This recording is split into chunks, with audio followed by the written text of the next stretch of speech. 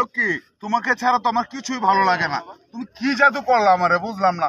আমি ঘুমাইলেও দেখি তোমারে, খাইতে বইলেও তোমার কথা মনে হয়। হায় রে, তোমার আবার এত ভালো কেদা লাগে।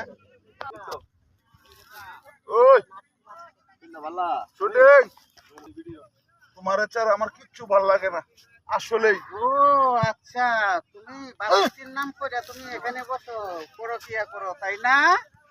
আজকে তো তোমাকে উনি ধরে কে? ফেলেছি। তোমাকে